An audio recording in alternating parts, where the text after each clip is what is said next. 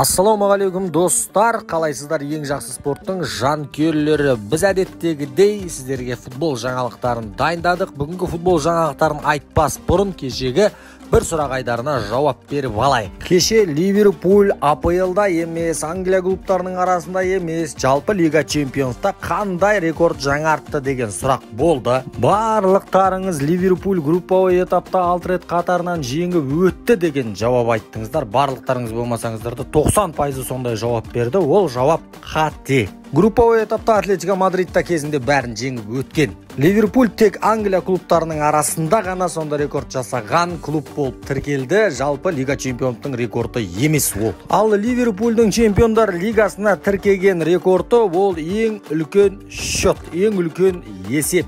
8-0 деген есеп. Ал Чемпиондар Лигасында бұған дейінде, бұдан кейінде 8-0 деген есепті әлі ешкім тіркеген жоқ. Ең үлкен есепті тіркеген ол Ливерпуль Бешикташты 2007 жылы 8-0 есебімен ұтқан болатын. Ал біз кешегі сұрақтың жауабын айттық. Дәл кешегідей бүгінде ешкім сұраққа дұрыс жауап берген жоқ. Ал олай болса достар, біз жаңалықтарымызды бастайық. Сіздер бізді білесіздер. Біз әдептен озбаймыз, көп созбаймыз, бастаймыз. Кеттік. Ал бүгінгі бір сұрақ айдарының кейіпкері Кейлор Навас деген жігіт. Кейлор Навас жайлы бір қызық ақпарат білдім. Сіздер соны білер ме екенсіздер? Сол жайлы бір сұрақ қойсам деп тұрмын.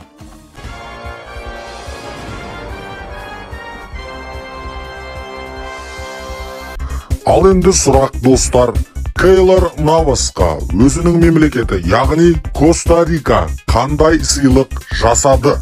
Жауаптарыңыз дайын болса, әрине сіздер бірден комментарияға жаза отырсаңыздар болады. Ал біз ары қарай жылжимыз, себебі қызықтың бәрі достар алда. Ал достар, бүгінгі жаңалығымызды Ювентустың орталық қорғаушысы Матиас де Лихт жайлы әңгіме айта кетейік. Де Лихт ұзақ уақыттағы үнсіздікті үзді, хабарлама жасады. Де Лихттің агенті Мина Райола айтқан болатын осыдан бірнеше ай бұрын. Де Лихт Ювентустан жазда кететін болады деп. Және де Де Лихт өзінің ой пікірін қоса кетті. Осыған менің жағдайым Ювентуста жақсы, бәрі өте керемет, маған ұнайды бұл жақ. Бірақ жазда жақын арада біраз нәрсе өзгеруі мүмкін деді. Де Лихтқа қызығып жатқан 3 клуб Реал Мадрид, Барселона және де Челси. Челсидің қызығуы орынды, себебі Рудигер кетеді жақында. Рудигерді сол Реал Мадридқа кетеді деп бәрі болжап жатыр. Және де Кристенсен, Аспиликуэта деген жігіттер Барселонаға кетеді деп жоспарлап қойған. Демек, Де Лихт Челсиға келеді, басқа вариант жоқ, басқа нұсқа жоқ. Мен өз басым Барселона Де Лихтті қатарларына қосады дегенге негізінде сене қоймаймын. Себебі қазір Барселонаның президенті Лапорта бар ақшамды Холландқа жұмсасам деп барын салып жатқан жайы бар. Жалпы Барселона да, Реал Мадрид та, Челси сияқты қатты орталық қорғаушыға тәуелді емес. Реал Мадрид сол Рудигерді өздерінің қатарларына қосуы әбден мүмкін. Ал Барселона болса қазіргі таңда ондай көп ақшаға емес, еркін агенттерді тегін ойыншыларды қатарға қоссақ деп жүр. Демек, Де Лихтқа қалатын жаңғыз нұсқа ол Челси клубы. Ал достар, Манчестер Юнайтед жайлы жаңалық айта кетейік. Манчестер Юнайтед жақсылап тұрып жаңа бапкер іздеуге кіріскенде сияқты, және де Манчестер Юнайтедтің өзінің нұсқалары клубқа әкелуге болады. Біздің клубты дамытады деген нұсқаларының бірі ол Почеттино екенін бәріміз білеміз. Ал Почеттино ПСЖ-ның өзін әрең жолға түсіріп келе жатыр. Ал Манчестер Юнайтедті көтеріп алады дегенге сене қоясыздар ма деген сіздерге бір сұрақ қояйын. Және де Манчестер Юнайтедте бір нұсқа ғана емес, Эрик Тен Хаг бар. Мен өзім осы Тен Хаг келсе деп ойлаймын. Тақырбас ғұламалар біраз нәрсені бітіреді. Жалпы шашы жоқтар жаман ақылды болады деп естіген статистикам бар еді. Манчестер Юнайтедке бір шашы жоқтан алып көру керек шығар. Тағы да бір нұсқа бар, ол Манчестер Юнайтедтің өзінің нұсқасы емес. Жалпы Манчестер Юнайтедке аналитиктардың ұсынып жатқан нұсқасы ол Брендан Роджерс деген жігіт, Ливерпульді баптаған, қазіргі Лестердің бапкері. Және де Брендан Роджерске егер Манчестер Юнайтедтен ұсыныс түсетін болса, Брендан Роджерс бас тартпайды деп санайды аналитиктер, және де өте жақсы бапкер бола алады. Дәл осы бапкер Манчестер Юнайтедке келеді деп аналитиктердің бәрі айтуда. Ал енді сіздердің ойларыңыз қалай? Маурисио Почеттино, Эрик тен Хаг, Брендан Роджерс. Осы үшеуінің қайсы Манчестер Юнайтедке келеді? Өзіңіздің ойыңызды комментарияға жазып кетсеңіз болады. Мінеки, бүгін 3-ші күн Роберт Левандовски алтын доп арнасынан түскен жоқ. Себебі Роберт Левандовски міндетті түрде осы жазда командасын ауыстыратын сияқты. Ал біздің кешегі айтқан ақпаратымыз шындыққа айналадау. Себебі Бавариядан Левандовски Атлетико Мадридқа келеді, ал Атлетико Мадридтан Луис Суарес еркін агент ретінде кететін болады деп хабарлауда басылымдардың көбі. Ал енді Левандовскидің өзінің берген сұхбатында Левандовски айтады: менің келесі командамнан қарағанда қазір мені алаңдататын Баварияның келесі ойыны. Мен осы маусымды жақсылап тұрып тек қана Баварияға назар аударып бітіргім келеді дейді. Ал Атлетико Мадрид Левандовски сияқты мықты ойыншыны қатарларына қосып алса, нұр үстіне нұр болар еді. Атлетико Мадридпен талай нәрсені жеңіп алуға болады негізінде. Бавария Левандовски мен келісімшартты созбайтын болса, келесі жылы осы жазда бір-ақ жыл ғана уақыты қалады келісімшартының. Трансфермаркет порталы қазір Левандовскиді 50 миллион евроға бағалап жатыр. Жарты жылдан кейін одан да түсетін болады. 30 миллионға түсіп қалуы мүмкін. Ал Атлетико Мадрид одан да түсіріп бір 20 миллион евроға Левандовскиді қатарларына қосып алатын болса, бұл өте жақсы трансфер болады Атлетико Мадридтықтар үшін.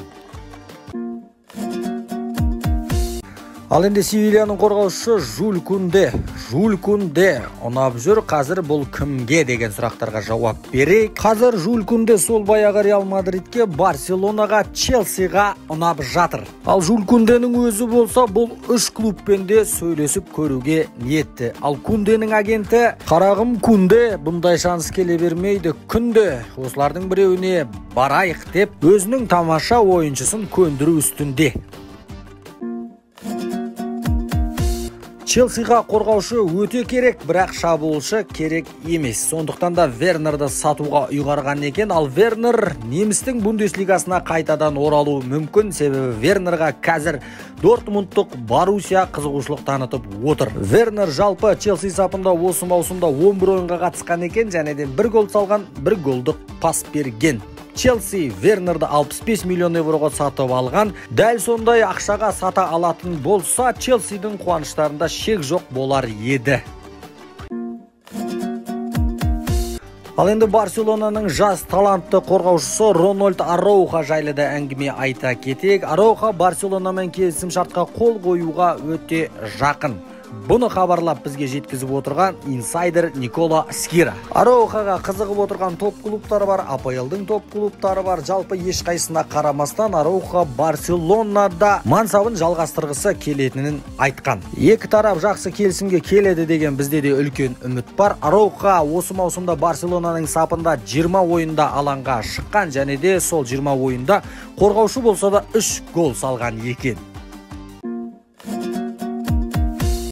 Ал енді ПСЖ-ның ойыншыларына да мойын бұра кетейік. Нақтырақ айтсақ, Мессиге. Адриен Гринге атты журналистің айтуынша, Мессиге ұнамайтын бір нәрсе бар, ол франциялық басылымдар. Месси адаптация жасай алмай жатыр, Месси көп уақыт болды командаға үйрене алмай жатыр деген қысымдардың бәрі ойнауына, еркін жүруіне, командаға ары қарай қалыптасуына кедергі келтіреді екен. Жалпы және де сол басылымдардың айтуынша, Месси осы маусымнан кейін ПСЖ-дан кетеді. Месси келісім шартты бір жақты бұзу құқығы бар Мессида, сол шартты пайдалана отырып ПСЖ-дан Месси осы маусымнан кейін кетіп қалуы мүмкін ба. Және де ПСЖ жайлы айтылған соң, әлбетте міндетті түрде Мбаппе жайлы айтуымыз керек. Мбаппе мен ПСЖ-ның келісімі әлі орын алған жоқ. Бәрі сол Реал Мадридпен өтетін ойыннан кейін белгілі болатын болады. Бірақ Мбаппе ПСЖ-ға мен Реалға кететінді айтқан болатынмын деген екен. Енді менен ақша жасап қала алмаған, өздеріңнен көріңдер деген әңгімесі шығар. Негізі шынымен де осы қыста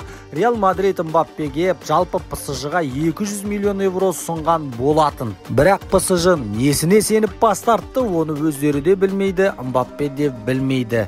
Соңғы кездердегі Мбаппенің позициясына қарасақ, арманын ақшаға айырбастамайтын сияқты Реал Мадридқа ауысып кетуі мүмкін. Бірақ тағы да айтамын, Реал Мадрид пен PSG-ның арасындағы ойын Мбаппенің шешіміне түбегейлі қатысты болатын болады. Сол ойыннан кейін бәрі шешіледі. Ал достар, бүгінге осы, назарларыңызға рахмет.